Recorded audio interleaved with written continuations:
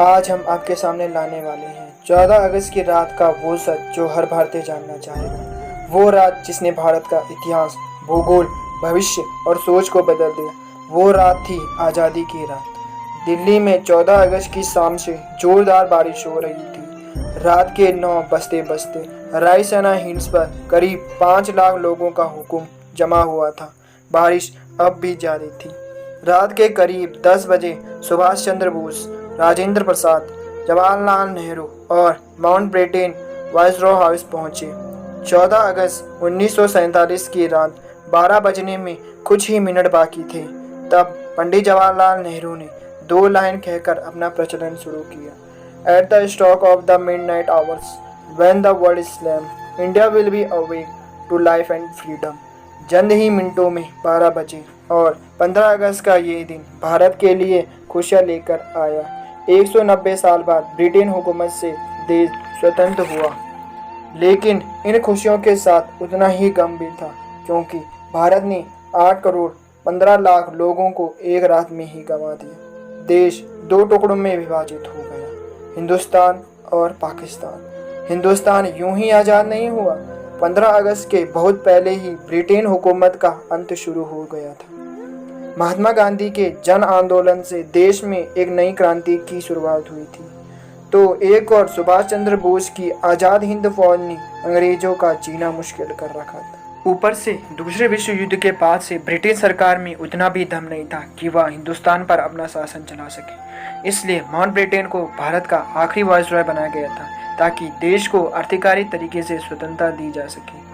अंग्रेजों ने भारत को शुरुआत में 3 जून 1948 के दिन स्वतंत्रता घोषित करने का निर्णय लिया था, लेकिन मोहम्मद अली जिन्ना ने पाकिस्तान नामक अलग मुल्क बनाने की ठान ली थी, जिसके चलते भारत में कई जगह पर सांप्रदायिक हिंसा शुरू हो गई।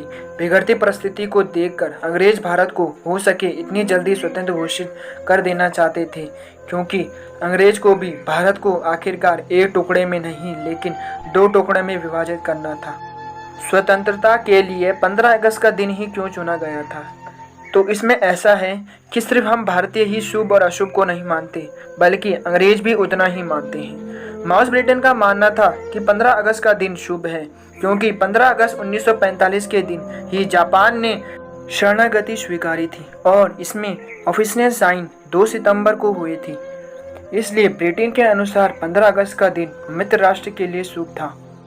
तो फिर रात 12 बजे के वक्त को क्यों तय किया गया? इसके लिए भारतीय ज्योतिषों का मानना था कि वो वक्त देश की स्वतंत्रता के लिए शुभ है। तय किया गया था कि पंडित नेहरू को अपनी स्पीच रात 12 बजे से पहले ही समाप्त कर देनी है और रात 12 बजे शंखनाद के साथ भारतीय लोकतंत्र की शुरुआत होगी। ठीक वैसा ही हुआ। 15 अगस्त की सुबह 8:23 पर पंडित जवाहरलाल नेहरू और उनके कैबिनेट ने पंथ और गोपनीयता की शपथ ली।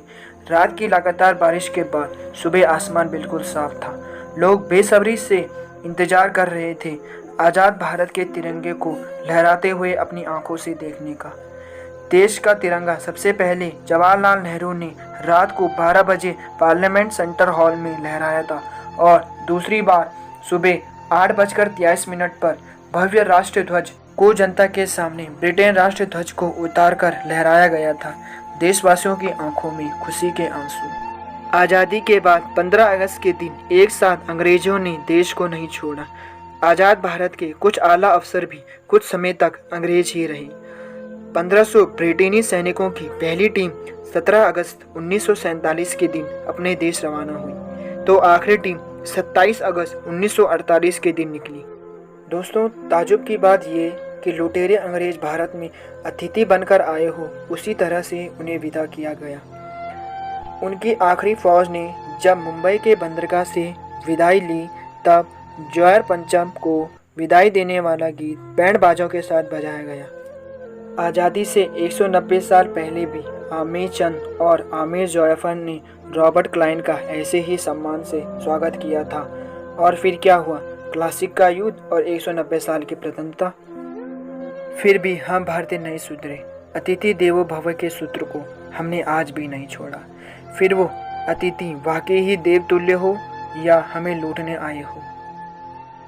15 अगस्त 1947 से लेकर आज तक हम 15 अगस्त के दिन को बड़ी धूमधाम से मनाते हैं और आगे भी मनाते रहेंगे। तो दोस्तों, आज के लिए इतना ही, और देश की इस स्वतंत्रता की कहानी को ज़्यादा से ज़्यादा शेयर करने की जिम्मेदारी आपकी, और इस वीडियो को लाइक ज़रूर करना और इस स्वतंत्रता के लिए एक प्यारा सा कमेंट ज़रूर करना।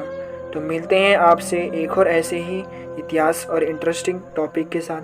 तब तक के लिए जय हिंद, जय भारत, वंदे मातरम।